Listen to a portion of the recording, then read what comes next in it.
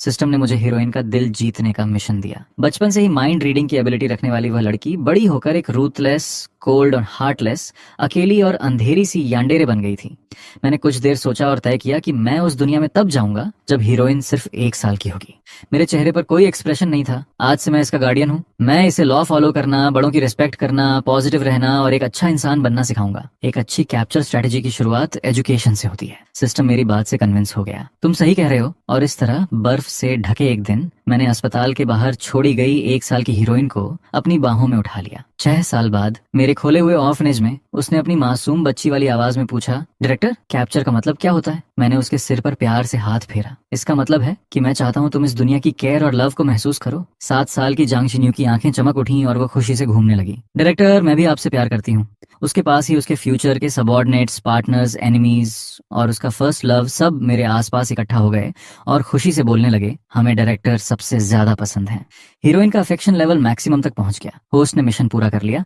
तो ऐसा भी किया जा सकता है। अचानक मौत के बाद मुझे सिस्टम की बात माननी पड़ी और कैप्चर मिशन एक्सेप्ट करना पड़ा। सिस्टम ने मुझे ओरिजिनल प्लॉट ट्रांसफर किया। फाइल में मौजूद उदास आंखों वाली उस लड़की को देखकर मैं सोच में पड़ गया। वह जमीन पर पैरों तले कुचली जा रही थी और उसका पूरा शरीर घावों से भरा हुआ था। उसकी आंखें बेजान, फीकी सी ग्रे थीं, इतनी ठंडी कि जैसे पूरी दुनिया से अलग हो चुकी हो। जब तुम इस दुनिया में जाओगे तब तुम उसे घर ले जा सकते हो, लेकिन अभी वह बाहर छोटे मोटे काम कर रही है और हर तरह की बुलिंग झेल रही है। ज्यादा चांसेस हैं कि वह तुम पर ट्रस्ट नहीं करेगी, इसलिए तुम्हें लव से उसे बदलना होगा। और उसका एक चाइल्डहुड फ्रेंड भी है जो उसका फर्स्ट लव है। स्कैन के मुताबिक जब वह दोनों दोबारा मिलेंगे तब उनके बीच एक मिसअंडरस्टैंडिंग होगी। मैंने उसे बीच में ही रोक दिया। उसकी एज कितनी है? वो तो टीनेजर लग रही है। सिस्टम कुछ पल के लिए रुक गया। ये उसकी 14 साल की फोटो है। तो फिर वो बाहर काम क्यों कर रही है? इस एज में तो उसे स्कूल में होना चाहिए। पैसे ना होने की वजह से उसने स्कूल छोड़ दिया। 9 साल की कंपलसरी एजुकेशन, उसकी ट्यूशन की रिस्पॉन्सिबिलिटी ऑर्फेनेज की होनी चाहिए। जिस ऑर्फेनेज में वह है वो रूल्स के हिसाब से ऑपरेट नहीं करता। मेरे सवालों से सिस्टम घबरा गया। ऐसा है क्या? मैं कुछ देर सोचता रहा। लगता है इस एरिया का वेलफेयर सिस्टम ही फ्लॉड है। मुझे इस दुनिया में भेजो। मैंने पहले ही तय कर लिया है कि मुझे क्या करना है। तो तुम कौन सी टाइमलाइन चुनना चाहोगे? जब वह 14 साल की है और एक कस्टमर उसकी बेइज्जती कर रहा है, या जब वह 18 साल की उम्र में एक गली में बेहोश हो जाती है, या 23 साल की? बिल्कुल, जब वह 1 साल की होगी। जांग हेक्सुए पैदाइशी तौर पर कमजोर और बीमार थी। उसके फादर का कोई पता नहीं था और उसकी मदर की चाइल्ड बर्थ के दौरान डेथ हो गई थी। जब वह सिर्फ 1 साल की थी तब उसके दूर के रिश्तेदारों ने उसे अस्पताल के गेट पर छोड़ दिया। वह कड़ाके की सर्दी का दिन था और आसमान से बर्फ गिर रही थी। जांग हेक्सुए को तेज बुखार था और उसकी सुनने की एबिलिटी का एक हिस्सा चला गया था। लेकिन आयरनी ये थी कि उसके पास हीरोइन का गोल्डन चीट था, माइंड रीडिंग। उस दिन से उसकी दुनिया खामोशी में डूब गई, लेकिन हर तरफ से उसकी तरफ मैलिस उमड़ने लगी। मैं अस्पताल के गेट के सामने खड़ा था और अपनी बाहों में आराम से सो रही उस बच्ची को देख रहा था। मैंने सीधे सिस्टम से कहा, अगर तुम चाहते हो कि मैं इसका दिल जीतूं तो मुझे कुछ पर्क्स भी दो, जैसे पैसे, वरना हीरोइन भूख से मर जाएगी। कैप्चर मिशन पूरा होने से पहले मैं तुम्हें कोई फाइनेंशियल असिस्टेंस नहीं दे सकता। मुझे फर्क नहीं पड़ता। तुम मुझे यहाँ लाए हो तो मेरे लिए भी कोई सोल्यूशन निकालो। ठीक है, थोड़ी देर रुको। कुछ देर बाद सिस्टम वापस आया। उसने मुझे एक बैंक कार्ड दिया और कहा कि ये प्रीवियस होस्ट की स्पॉन्सरशिप है। मैंने बिना सोचे बैंक कार्ड ले लिया। पर्क एक्टिवेट करने के बाद सिस्टम थोड़ा परेशान लग रहा था। ये 13वीं बार थी जब उसने मुझसे पूछा, क्या ये सच में ठीक रहेगा? कैसा रहेगा अगर मैं तुम्हें 10 साल फ्यूचर में भेज दूं? मैंने अपनी उंगली हिलाकर मना कर दिया। मैं अभी 22 साल का हूँ और इस कैप्चर मिशन के लिए 1 साल की एज बिल्कुल सही है। 18 बिल्कुल नहीं, 16 भी नहीं और 11 तो बिल्कुल भी नहीं। मैंने बच्ची को कपड़े में अच्छे से लपेटा और उसे लेकर अस्पताल के अंदर चला गया। उम्मीद करता हूँ अभी देर नहीं हुई होगी। शायद उसकी हियरिंग अभी भी बच सकती है। सिस्टम ने मेरे लिए फेक आईडी डॉक्यूमेंट्स बना दिए। सबसे पहले मैं जांग हेक्सुए को अस्पताल ले गया ताकि उसका चेकअप और ट्रीटमेंट हो सके। उसके बाद मैं उस पुराने और टूटे फूटे बोए ऑर्फनेज को टेक ओवर करने चला गया। अस्पताल ने प्रोसीजर पूरा करके जांग हेक्सुए को पुलिस के हवाले कर दिया। मेरी प्लानिंग की वजह से बाद में मैंने ही उसे लीगली अडॉप्ट कर लिया और वह बॉय ऑर्फनेज में आ गई। वह ऑर्फनेज की इकलौती बच्ची बन गई। सब कुछ ओरिजिनल प्लॉट की तरह ही था, बस एक फर्क था, इस बार ऑर्फनेज का डायरेक्टर मैं था। जांग हेक्सुए की देखभाल करते हुए मैंने पूरे ऑर्फनेज को दोबारा बना दिया। मैंने अंदर की सारी फैसिलिटीज सिस्टमैटिकली इंप्रूव कर दी। सब कुछ हैरान कर देने वाली स्पीड से आगे बढ़ा। ये देखकर सिस्टम सच में शॉक हो गया, क्योंकि जांग हेक्सुए का अफेक्शन लेवल मेरे लिए बहुत तेजी से बढ़ने लगा। वह पहले ही 80 तक पहुंच चुका था। मुझे इस बात पर बिल्कुल भी हैरानी नहीं हुई। एक छोटे बच्चे के लिए सबसे करीबी इंसान वही होता है जो हर दिन उसकी देखभाल करता है। भले ही जांग हेक्सुए अभी लव का मतलब नहीं समझती थी, लेकिन उसने ये जरूर सीख लिया था कि जब भी मैं उसे लेने आता वह अपनी बाहें मेरी तरफ बढ़ा देती और एक प्यारी सी मुस्कान दे देती। हर बार ये देखकर सिस्टम खुद से ही बोलता, ये कैसे पॉसिबल है, तुम सच में ऐसा कर सकते हो, तो ऐसे भी किया जा सकता है। मैंने उसकी हैरानी को नजरअंदाज किया। मैंने सामने पूरी तरह बदल चुके ऑर्फनेज की तरफ देखा और संतुष्टि से कहा, काफी अच्छी एफिशिएंसी है, बस ये देखना है कि आसपास कोई इंटीग्रेटेड एजुकेशनल फैसिलिटीज हैं या नहीं। मैंने इस एरिया की पॉलिसीज चेक की हैं। ऑर्फनेज अपना खुद का स्कूल भी चला सकते हैं, बस बोए ऑर्फनेज अभी उन रिक्वायरमेंट्स को पूरा नहीं करता, मुझे अभी और मेहनत करनी होगी। सिस्टम मेरी बात समझ नहीं पाया, इसलिए उसने चुप रहना ही ठीक समझा। समय पर अस्पताल पहुंचने और मेरी अच्छी देखभाल की वजह से जांग हेक्सुए का शरीर बहुत हेल्थी हो गया था। 3 साल की उम्र में वो दौड़ने भागने लगी थी और अपनी मीठी तोतली आवाज में मुझे डायरेक्टर कहकर बुलाती थी। छोटी जांग हेक्सुए ने मुझसे पूछा, डायरेक्टर मेरे नाम का क्या मतलब है? मैंने उसे गोद में उठाया और बताया, जिस दिन तुम इस दुनिया में आई थी उस दिन बर्फ गिर रही थी और तुम्हारी माँ को क्रेन्स बहुत पसंद थी। वो अभी इतनी छोटी थी कि मौत और बिछड़ने का मतलब नहीं समझ सकती थी, लेकिन मैं सिर्फ इस वजह से उसके नाम की असली वजह मिटाना नहीं चाहता था। जियांग हेक्स्यू को मेरी बात आधी समझ आई। तो मेरा नाम उस क्रैन पर रखा गया है जो मम्मी को पसंद था। मम्मी भी मुझे पसंद करती थी, है ना? हाँ। मैंने उसके सिर पर प्यार से हाथ फेरा। तुम्हारी मम्मी तुमसे बहुत प्यार करती थी। इतना सुनते ही वह फिर से खुश हो गई। उसने एक बार फिर अपनी प्यारी सी मुस्कान दिखा दी। जिस दिन मैंने जियांग हेक्स्यू को उसका नाम लिखना सिखाया, उसी दिन मैंने सिस्टम से पूछा, तुम लोगों के भी कई तरह के सिस्टम्स होते हैं, है ना? मेरे सवाल से सिस्टम कुछ देर के लिए चुप हो गया। फिर उसने गंभीरता से सोचना शुरू किया। मुझे नहीं पता, लेकिन हम सब कैप्चर सिस्टम्स हैं। हम सब। मुझे एक सुराग मिल गया। तुम्हारे कॉलीग्स भी हैं? हाँ, लेकिन मेरा कोई नाम नहीं है। क्या उन सबके नाम है? सिस्टम ने भोलेपन से जवाब दिया, उन्होंने अपने नाम खुद रखे हैं। मेरे जिन अच्छे दोस्तों को मैं जानता था, उनके नाम शाओसी, शाओजिंग, शाओयी और शाओशी थे। तो फिर तुम भी उनकी तरह अपना एक नाम क्यों नहीं रख लेते? सिस्टम कुछ सेकंड तक झिझकता रहा, लेकिन दूसरे कॉलीग्स कहते थे कि जिन सिस्टम्स ने अपना नाम रख लिया वे अपना काम ठीक से नहीं करते थे। नाम रखने के बाद वे दूसरे काम करने लगते थे। तुम भी दूसरे काम कर सकते हो, जैसे मेरे साथ मिलकर इस ऑर्फनेज को अच्छे से चलाना, लेकिन मैं उसी समय टारगेट को भी कैप्चर कर रहा हूँ। तो फिर इसे काम में लापरवाही नहीं माना जाएगा? सिस्टम अचानक उत्साहित हो गया। सच में? क्या मैं भी अपना नाम रख सकता हूँ? मैंने मुस्कुराकर कहा, बिल्कुल। तुम क्या कहलाना चाहते हो? सिस्टम ने थोड़ी देर सोचा। मैं आपके साथ ऑर्फनेज चला रहा हूँ, इसलिए मैं अपना नाम शाओफू रखना चाहता हूँ। मैंने कुछ पल सोचा। शाओफू अच्छा नाम है। काफी देर तक उसने कोई आवाज नहीं निकाली। मुझे लगा वह शायद अपने दोस्तों को ये खुशी बताने चला गया है। जिस दिन ऑर्फनेज आधिकारिक रूप से दोबारा खुला, उस दिन मैं जियांग हेक्स्यू को साथ लेकर नए बच्चों का स्वागत करने बाहर गया। मैं पहले ही उनकी फाइल्स पढ़ चुका था। शायद प्लॉट के खिंचाव की वजह से जियांग हेक्स्यू का बचपन का दोस्त और उसका फ्यूचर फर्स्ट लव गुरंग भी वहां आ गया था। उसके माता पिता दोनों की एक कार एक्सीडेंट में मौत हो गई थी। उसके बाद उसे ऑर्फनेज भेज दिया गया।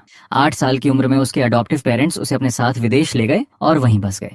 ओरिजिनल प्लॉट में इस हिस्से के बारे में ज्यादा नहीं बताया गया था, लेकिन गुरंग का एक आज्ञाकारी और समझदार लड़के से आगे चलकर एक खतरनाक विलन बन जाना साफ बताता था कि विदेश की वह जिंदगी बिल्कुल भी खुशहाल नहीं रही होगी। मैंने इसकी अच्छी तरह जांच की, तब पता चला कि उसके एडॉप्टिव पेरेंट्स एडॉप्टेशन की रिक्वायरमेंट्स पूरी ही नहीं करते थे। ये भी ऑर्फनेज के रूल्स की एक और बड़ी गड़बड़ी थी। मैंने अपने सामने खड़े उस डरे सहमे लड़के की तरफ देखा, फिर उसके सामने घुटनों के बल बैठ गया और उसके सिर पर प्यार से हाथ फेरा। बेटा, आज से यह जगह ही तुम्हारा घर है। लड़का खाली नजरों से मुझे देखने लगा। शायद मेरी नजर बहुत नरम थी, बहुत धैर्य से भरी हुई, इतनी कि सबसे संवेदनशील बच्चा भी उसमें जरा सी भी मैलिस महसूस नहीं कर सकता था। उसने बहुत सावधानी से अपना गोल मटोल छोटा सा हाथ बढ़ाया और मेरी उंगली पकड़ ली। उसके गोरे और प्यारे चेहरे पर अभी भी आंसुओं के निशान थे।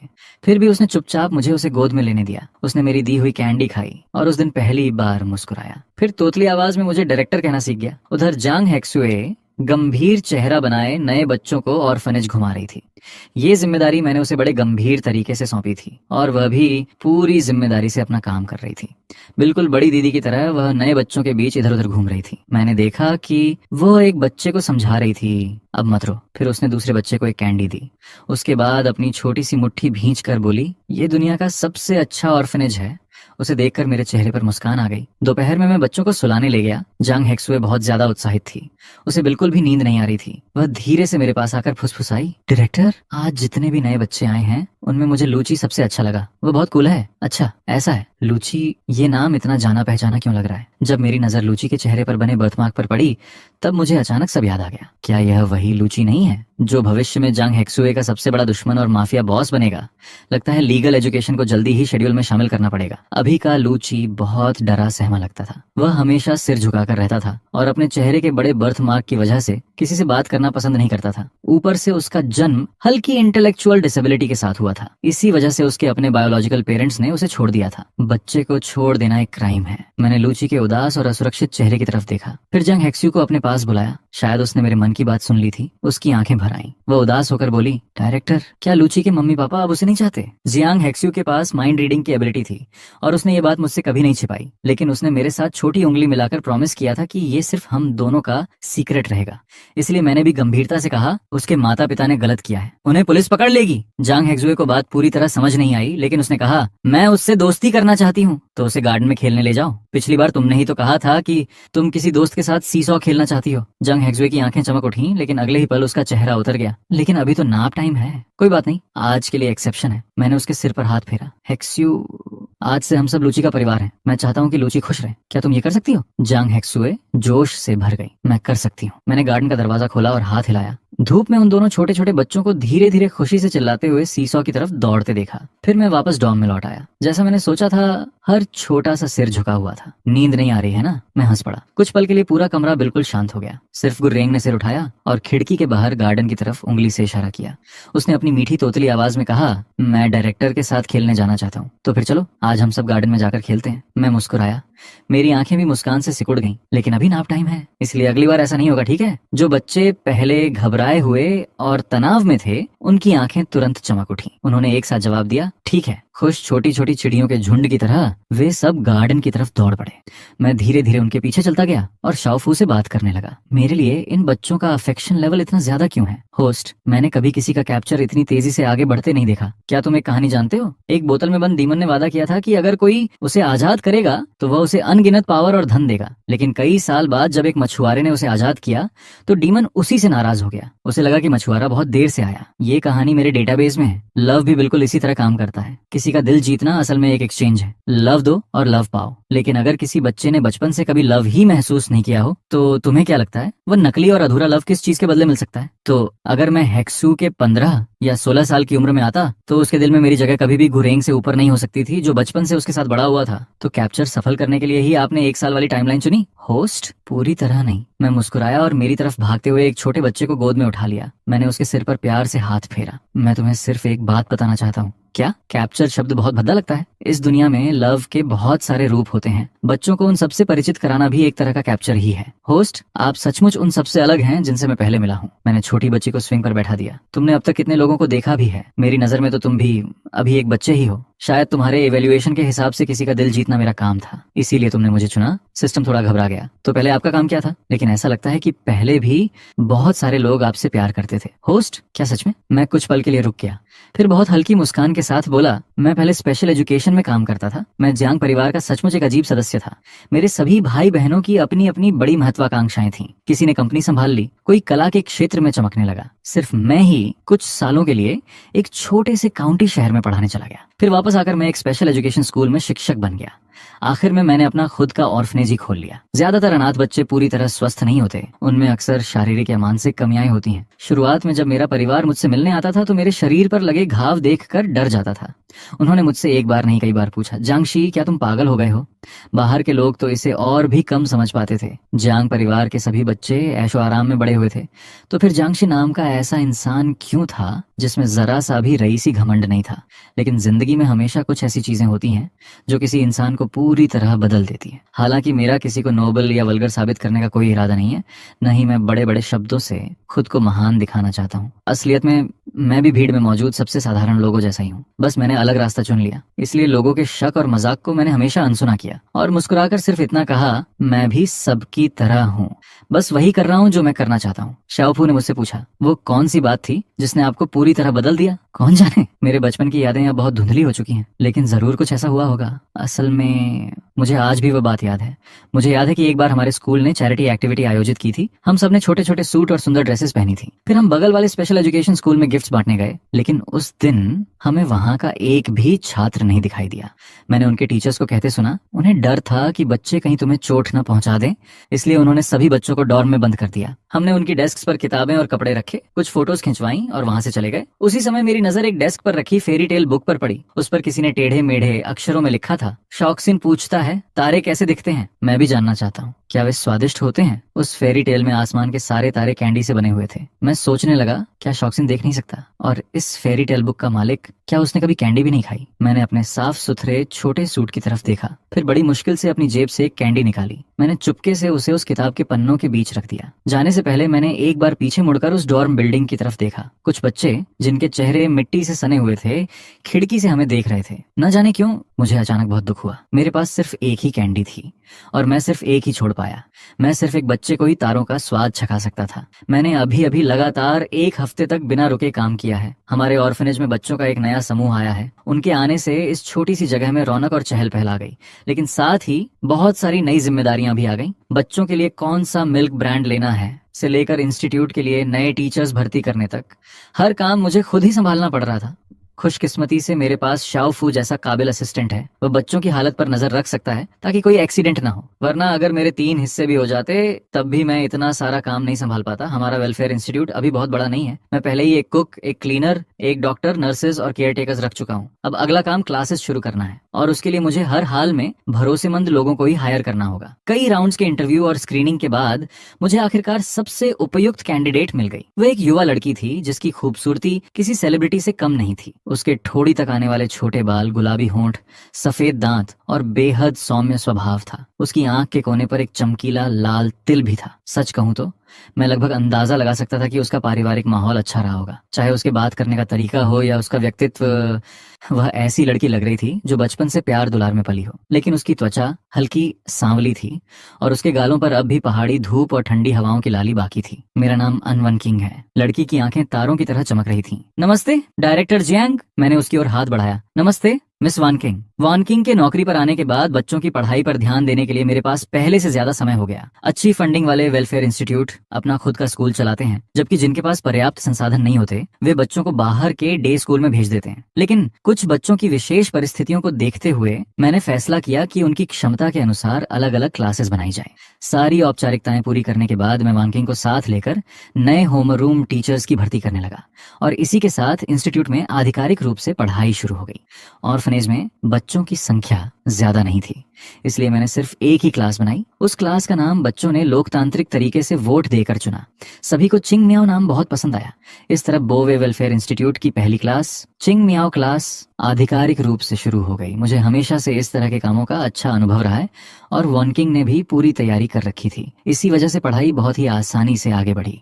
असल में बच्चों की शुरुआती शिक्षा में सबसे जरूरी चीज ज्ञान देना नहीं होती, बल्कि उनमें अच्छी आदतें डालना और उनके व्यक्तित्व का निर्माण करना होता है। मैंने एक स्टोरी टेलिंग क्लास शुरू की। हर दिन मैं बच्चों को एक कहानी सुनाता। परी कथाओं की दुनिया में आखिरकार सूरज हमेशा निकलता है, बुरे लोग हमेशा हारते हैं, प्रिंसेस को उसका प्रिंस मिल जाता है और बदसूरत बत्तख का बच्चा एक सुंदर सफेद हंस बन जाता है।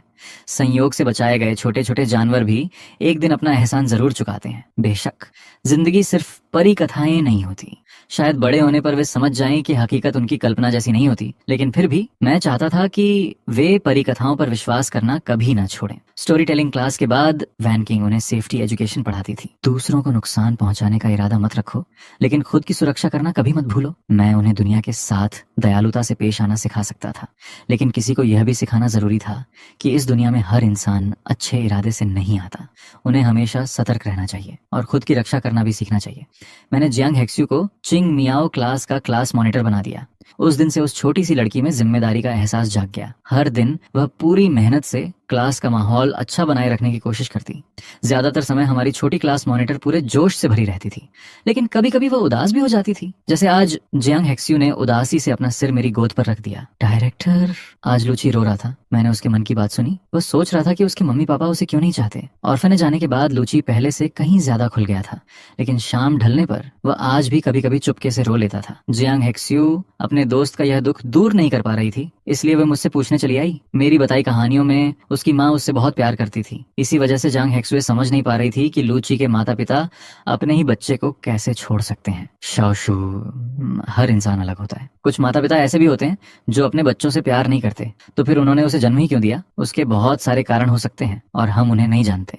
लेकिन मैं तुम्हें एक बात बताना चाहता हूँ, लूची के माता पिता ने उसे छोड़कर क्रिम किया है। इस दुनिया में ऐसे बहुत से बच्चे हैं जिन्हें उनके माता पिता ने छोड़ दिया। कम से कम लूची के पास तुम्हारे जैसा दोस्त तो है जो उसकी चिंता करता है, लेकिन बहुत से बच्चों के पास तो कोई दोस्त भी नहीं होता। सच? जियांग हेक्स्यू की काली आंखें बड़ी हो गई। हाँ, मैंने उसे एक सलाह दी, जब तुम लोग थोड़े और बड़े हो जाओ तब लूची के साथ मिलकर उन बच्चों की रक्षा करना। जिन्हें भी उसी की तरह छोड़ दिया गया है। मैं अभी जाकर लूची को बताती हूँ। By director. जांग हेक्सुए ने मेरी बात गंभीरता से सुनी, फिर उठकर बाहर भाग गई। जाओ शाओशू। असल में ओरिजिनल स्टोरी में लूची अपने लोगों की रक्षा करने के लिए बेहद प्रसिद्ध था। उसके ज्यादातर सबोर्डिनेट्स सड़कों पर भटकने वाले लड़के थे और उनमें से लगभग सभी ऐसे अनाथ थे जिनके माता पिता नहीं थे। मुझे पूरा यकीन था कि यह सिर्फ संयोग नहीं था। हालांकि ओरिजिनल प्लॉट की तस्वीरों में चेहरे पर बर्थ मार्क वाला वह आदमी बेहद डरावना दिखता था। उसके चेहरे पर हमेशा ठंडा भाव रहता था, मानो उसके अंदर कोई भावना ही ना हो। लेकिन शायद अपने बचपन में वह भी किसी से उसी तरह सुरक्षा पाना चाहता था। लोग अक्सर कहते हैं कि बड़े होकर इंसान जो कुछ करता है उसमें से बहुत सी चीजें उसके बचपन की अधूरी इच्छाओं की भरपाई करने की कोशिश होती हैं। मैं गहरी सोच में डूब गया। कम से कम इस बार मैं लूची को दोबारा माफिया बॉस नहीं बनने दूंगा। क्लासेस शुरू होने के बाद पहली पछड़ आई। मैंने बच्चों को एक खबर सुनाई। कल पूरे इंस्टीट्यूट की छुट्टी रहेगी। हम सब ऑटम आउटिंग पर जा रहे हैं। पहले बच्चों की सुरक्षा और उन्हें संभालने की सुविधा के लिए उन्हें बहुत कम बाहर ले जाया जाता था। इतने बड़े समूह में तो लगभग कभी नहीं। ऑटम आउटिंग की जगह भी बच्चों ने वोट देकर चुनी और आखिरकार उन्होंने झू जाना तय किया। मैंने science and technology museum, history museum और बोटैनिकल गार्डन जैसी कई जगहों से संपर्क किया था, लेकिन अंत में मुझे पता चला कि पड़ोसी शहर का ननचंग जो सबसे उपयुक्त रहेगा। जब जू के डायरेक्टर को पता चला कि वेलफेयर इंस्टीट्यूट के बच्चे घूमने आने वाले हैं तो उन्होंने बहुत उदारता से कहा कि सभी बच्चों की एंट्री बिल्कुल फ्री होगी। उन्होंने यहाँ तक कहा कि पार्क के अंदर बच्चों का लंच भी उनकी तरफ से रहेगा। हमें सिर्फ आने जाने का ट्रांसपोर्टेशन खर्च देना होगा। मैंने थोड़ी जानकारी जुटाई, तब पता चला कि ननचंग जू काफी मशहूर है। वहाँ का माहौल बहुत अच्छा था और वहाँ के जानवर भी बेहद समझदार थे। जू ने एक बड़ी और प्रसिद्ध एंटरटेनमेंट कंपनी के साथ मिलकर एक रियलिटी शो भी बनाया था और वह वैरायटी शो आज तक बेहद लोकप्रिय है। नानचांग जू की डायरेक्टर भी काफी मशहूर थी। पहला कारण, वह बेहद खूबसूरत थी। दूसरा कारण, उन्होंने हमेशा पर्यावरण संरक्षण और जानवरों की सुरक्षा से जुड़े जन कल्याण के कामों में खुद को समर्पित किया था। जिज्ञासा में मैंने और शाओफू ने उनकी फोटो खोजी। बहुत ही युवा और बेहद खूबसूरत चेहरा। अचानक शाओफू चौंक पड़ा। मुझे याद आ गया। क्या याद आया? मैंने पहले एक दोस्त से सुना था, सबसे शुरुआती कॉलीग्स जिन्होंने अपने नाम रखे थे वे जरूरी नहीं कि सिस्टम्स ही हों। वे हमारी तरह इतने इंटेलिजेंट भी नहीं थे। वैसे एक सिस्टम था जिसका नाम शाओलिंग था। असल में वह एक ऐसी कॉन्शियसनेस था जो इस दुनिया की हर चीज से बात कर सकता था। बाद में उसने जी सरनेम वाले एक होस्ट को चुना। जी परिवार के लोगों के पास जानवरों से संवाद करने की एबिलिटी थी। उन्होंने